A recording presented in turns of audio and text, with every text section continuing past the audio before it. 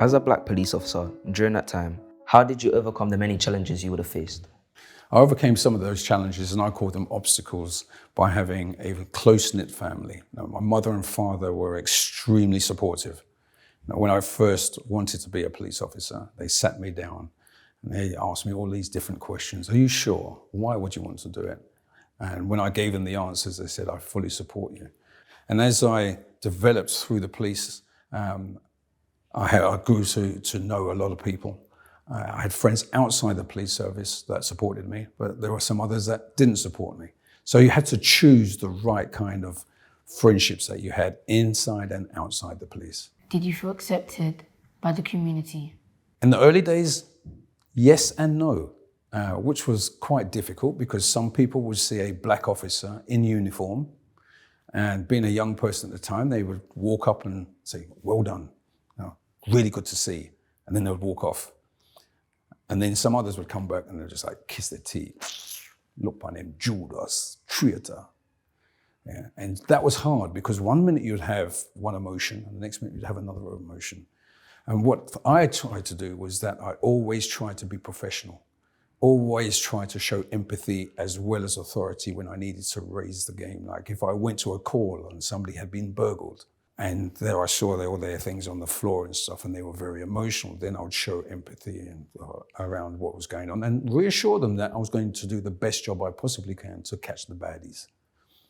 And if they were white, black, brown, Chinese, whatever ethnic colors or ethnicities they were, I would give the same kind of response. But sometimes when you have a person who can relate to you, they feel a bit more reassured about that. I could possibly do a good job, and I did. During the New Cross March, did you ever feel overwhelmed?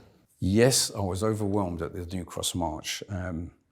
That was another a pinnacle part of my career because I'd only had 7 months in the police service and then found myself at Blackfriars Bridge at the march. I knew what the march was about because the 13 young black students, if you wish, died in the New Cross fire. And people were angry because of the investigations. But what I did not understand was the fact that when they marched and ran over the bridge, then I became the target.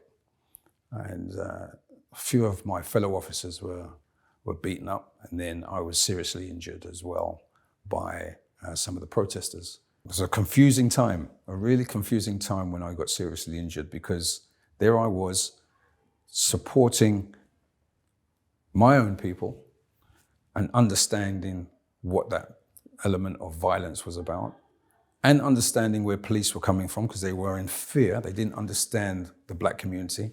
And whilst I laid in hospital, I questioned myself of whether or not I should actually stay in the police. And what was really good is that my parents were fully behind me. And when I recovered, they gave me the option. They said, if you wish to stay, we will support you. If you wish to leave, we will still support you. What do the uprisings mean to you? It was an important part of social enterprise and social committees, meaning that I knew that there were serious problems in society against racism. Police community relations was right at the bottom of the barrel. I knew that institutional racism itself with police officers was rife. I knew that there were black young men that were being targeted by the police, but that put me into a position because the fact is I was a police officer, knowing what was going on, but also trying to enforce the law. And so the Brixton's uprising was an important part to send a message to society and to politics and to all those politicians in the government to say, this is wrong. You can't do this anymore. And so that was why it was important that these things happened. And I never judged anybody, but I understood why they happened. How do you feel the police force have transitioned over the years? That's another really good question. You guys are coming out with some seriously good questions. It has transformed itself. The police's response to the uprising in Brixton at that time could have been much better. And I think they learned from their mistakes. However, there have been other riots since then.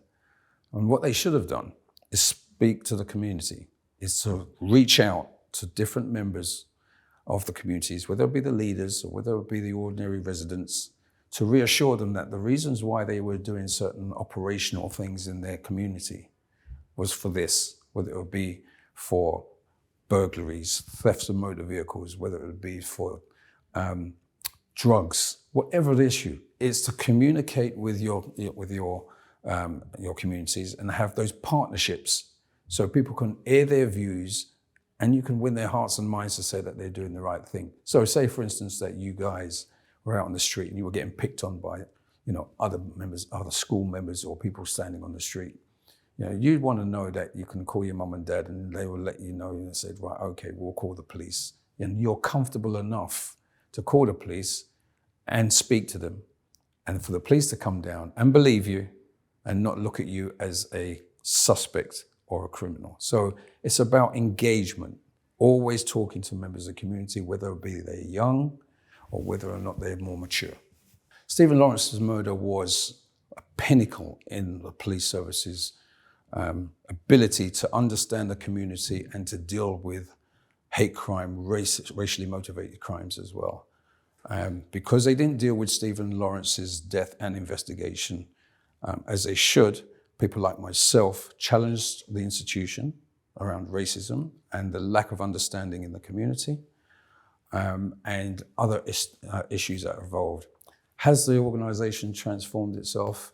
It has. You see more black and minority ethnic people and females in positions of authority, not as many as that we want them to be, and you see more of them walking on the streets in uniform. The understanding is, though, that there is a hell of a lot of work to be done to ensure that the people stay in the police. Some people join and they only stay for a short while because they dislike the way that they're being treated, whether it be internally or externally by their own people.